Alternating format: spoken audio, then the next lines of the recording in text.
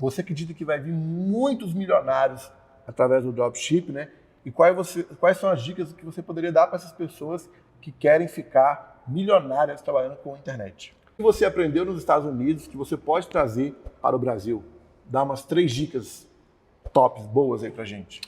Yeah, this is really important actually. So the first thing is a method that I used to call drop surfing, which is basically to ride the waves of what's trending. You know, so many people say, don't sell saturated products because too many people are selling them. That's not the way you want to look at it.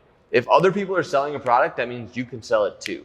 So number one is test products that you see selling in the market because you'll have the best chance of success. The second thing is I like to have a 2-store method. I like to have one store that's for testing. It's a general store. You could run beauty products or athletic products or electronics. You could run all the different products through this store with no brand. And then when you find a product that works well, you build a niche store around that product. So for example, if you're testing 20 products and magnetic eyelashes are the one that get you the most sales, you'd create a second store that's branded for women's beauty products, and you would start running all your ads to that branded store because now you can remarket those customers and you could sell them other products because you know that they're interested in beauty products and you can build a brand around that. So the second thing is the 2-store method. And then the third thing is you should always be testing. Sometimes people find a winning product and they're like, all right, I'm just gonna stop testing other products because this is working. Products don't last forever. They might last 1 week, they might last a month, they might last a year. Sometimes winning products are actually seasonal as well. You know, I've had products that I sold during the winter time, and then I turned off my ads when it started getting warmer, products that were like snow related. And then I would turn the ads back on next winter and it would work again.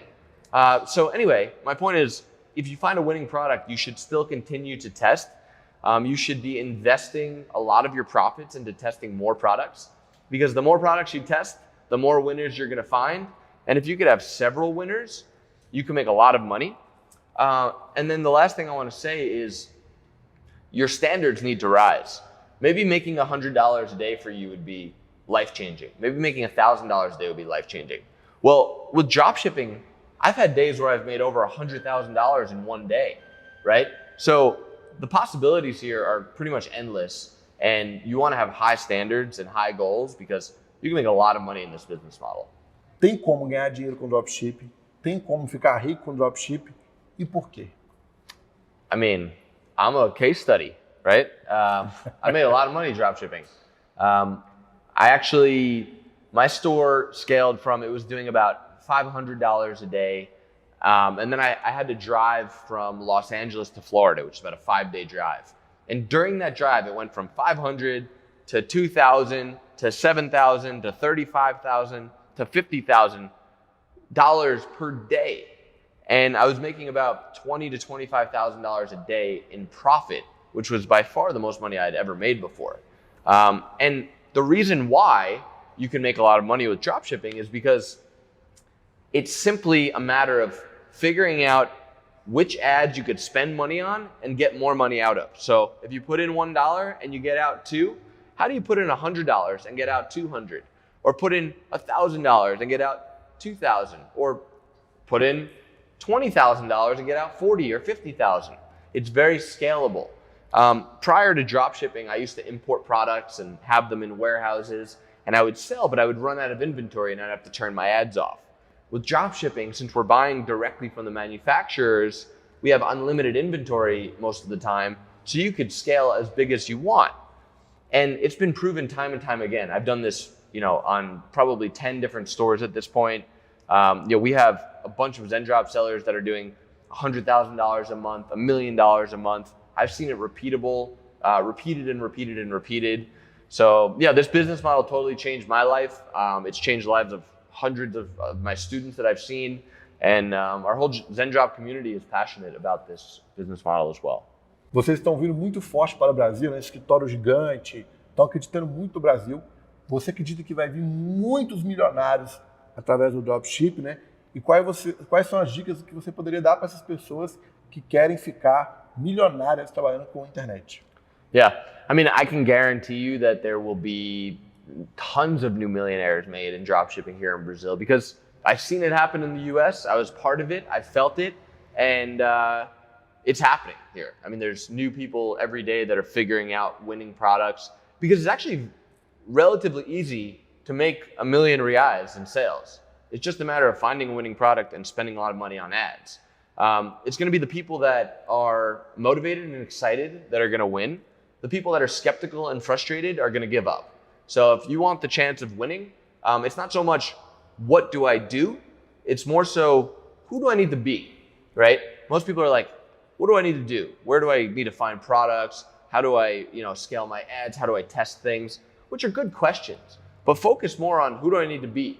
I need to be excited. I need to be happy. I need to be grateful for the opportunity because that's what's going to drive you to keep going. And eventually something's going to work.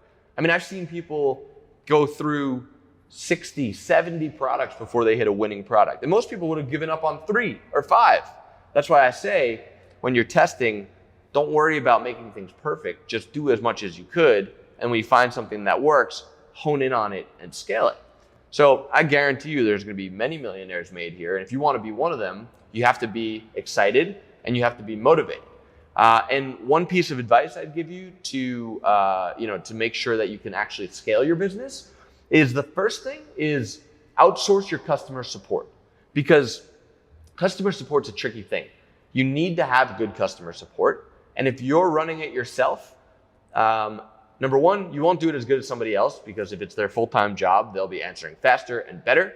But number two, the truth of the matter is most of your customers aren't reaching out to you because they want to say hello. They're reaching out because they're angry about something. And if you're running your own customer support and you're reading all these emails, it's going to start to make you believe that your business is not good because you're getting all the problems and you're only seeing problems, even though many of your customers are happy. So the first step is outsource your customer support, free up your time. And then the second step would be to outsource your marketing, ideally, where you hire someone that could run your Facebook or TikTok ads, but not, hey, I need you to run my Facebook or TikTok ads. Someone who could follow your rules. You figure it out and you tell them, if cost per acquisition is less than that, double the budget. If cost per click is higher than this, kill the ad set. You give them the rules, they do the work, the customer support's being done, and now you have time to be creative.